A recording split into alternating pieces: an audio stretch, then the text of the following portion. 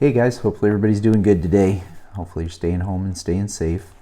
So we started with chapter 6 yesterday, and if you remember, Omri was trying to dodge his mom getting into the house. I think he dodged Patrick too. He didn't want to talk with him. He was talking. Oh, actually, he ran to the store at lunchtime too. That's right, to pick up some things for Little Bear. So pick up where we left off here. There was indeed a fair old mess, though no worse than often left by himself when he'd been working on something. Little Bear and the horse were nowhere to be seen, but Omri guessed where to look, behind the dressing up crate.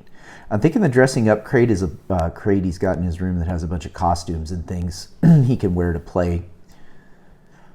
Let's see. A wonderful sight met his eyes.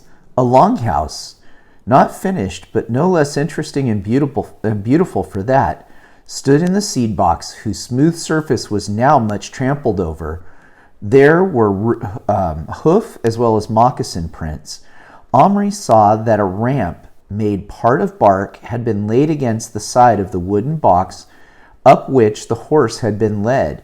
To Omri's delight, odd as it may seem, a tiny pile of horse manure lay on the ramp as proof of the horse's passing, and there he was, tied by a thread around an upright twig hammered, presumably, into the ground, munching a small pile of grass that the Indian had carried up for him.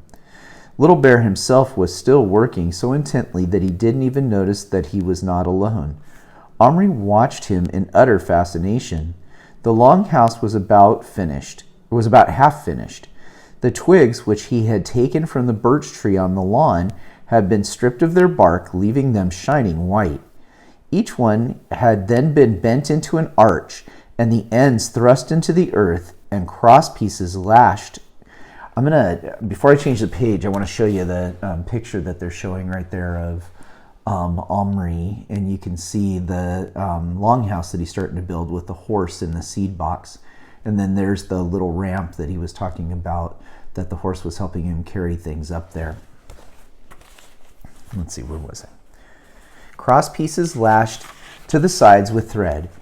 More and more twigs, which were stout poles to the Indian, had been added, with never a nail or a screw needed to strengthen the structure. And now Little Bear had begun to fix flakes of bark like tiny tiles onto the cross pieces. He was seated on the roof itself, his feet locked around the main roof pole, which ran the length of the house, hanging these bark tiles, each of which he would carefully shape with his knife. The knight's battle axe lay on the ground beside an unused pile of twigs. It had clearly been used to chop and strip them, and had been made to serve Little Bear's purpose very well. At last Omri saw him straighten up, stretch his arms towards the ceiling, and open his mouth in a tremendous noisy yawn. "Tired?" he asked him. Little Bear got such a fright he almost fell off the longhouse roof, and the horse neighed and tugged at his rope.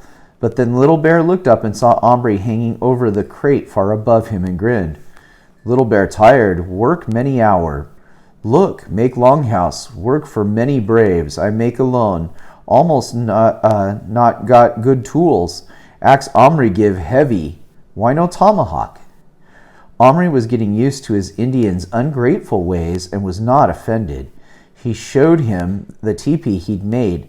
"I suppose you won't want this now that you've got your longhouse," he said rather sadly.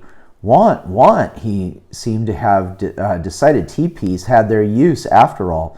He circled it. "Good, give paints, make pictures."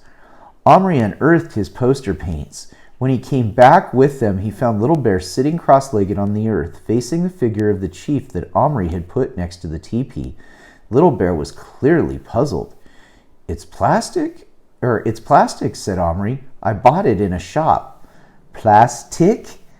Little Bear stared at the figure with its big feather headdress. "You make magic, get bows, arrows, and plastic? Or from plastic?" "Yes. Also, make feathers real?" he asked with a gleam in his eye. "You like that headdress?" Little Bear like. "But that for chief. Little Bear not chief till father die." "But you could just try it."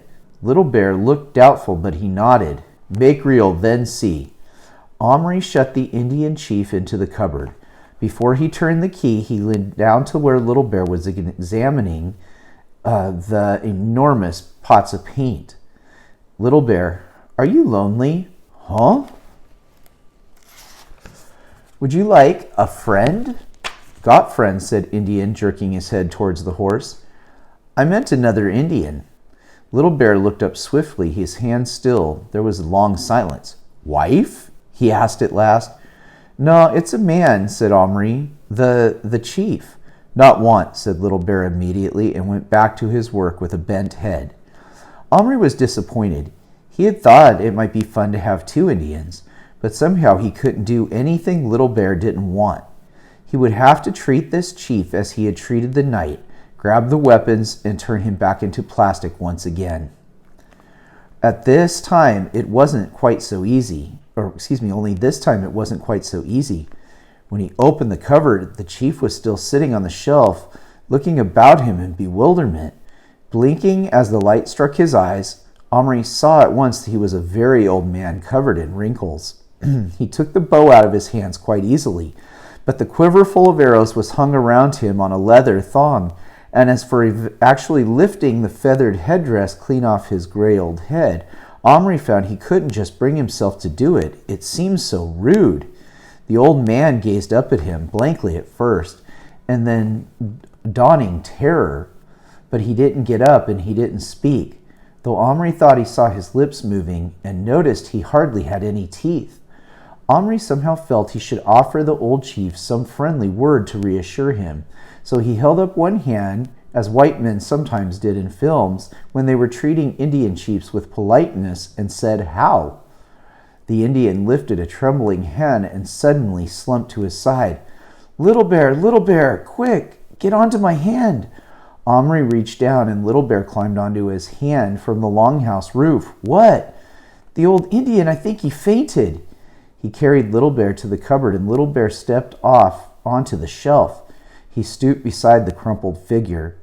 Taking a single feather out of the back of his own headband, he held it to the old man's mouth, then shook his head. Dead, he said. No breathe. Heart stop. Old man, gone to ancestors, very happy. Without more ado, he began to strip the body, taking the headdress, the arrows, and the big, richly decorated cloak for good measure. Omri was shocked. Little Bear, stop. Surely you shouldn't. Chief dead. I'm the only other Indian here. No one else be chief. Little Bear chief now, he said, whirling the cloak about his own bare shoulders and clapping the splendid circle of feathers into his head with a flourish. He picked up the quiver. I'm going to leave off right there for today. We'll finish chapter 6 tomorrow going into the weekend. We'll get a few more. You know what? We only got a couple more pages. I'm going to finish it up today. Omri, give bow, he commanded, and it was commanded. Omri obeyed it without thinking. Now you make magic. Deer for Little Bear, hunt. Fire for cook. Good meat. He folded his arms, scowling up at Omri. Omri was quite taken back by all this. While giving Little Bear every respect as a person, he was not about to be turned into his slave. He began to wonder if giving him those weapons, let alone letting him make himself into a chief, was a good idea. Now look here, Little Bear, he began in a teacher voice. Omri! It was his father's voice, fairly roaring at him from the foot of the stairs. Omri jumped, bumping the cupboard. Little Bear fell over backward, considerably spoiling his dignity. Yes? Come down here this instant! Omri had no time for courtesies. He snatched Little Bear up, set him down near his half-finished longhouse, shut and locked the cupboard, and ran downstairs. His father was waiting for him. Omri, have you been in the greenhouse lately? And while you were there, did you remove a seed tray planted with the marrow seeds, may I ask? Well, yes or no? Well, yes, but... And is it possible that in addition you have been hacking at the trunk of the birch and tore off strips of bark? But Dad, it was only... Don't you know trees can die if you strip too much of their bark off? It's like their skin. As for the seed tray, that is mine. You've no business taking things from the greenhouse, and you know it.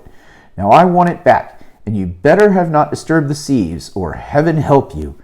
Omri swallowed. He and his father stared at each other. I can't give it back," he said at last, "but I'll buy you another tray and some more seeds. I've got money, please." Omri's father had a quick temper, especially about anything concerning the garden, but he was not unreasonable, and above all, he was not the sort to pry into his son's secrets. He realized at once that his seed tray as a seed tray was lost forever, and that was no use hectoring Omri about it. Hectoring, there's another one of those British words for bothering him about it. "All right," he said, "you can go to the hardware shop and buy them, but I want them today." Omri's face fell. "Today? But it's nearly 5 o'clock now." "Precisely. Be off." So that sounds very British too. I can imagine his father with a British accent saying, "Precisely. Be off." So that's the end of chapter 6. Tomorrow is Friday.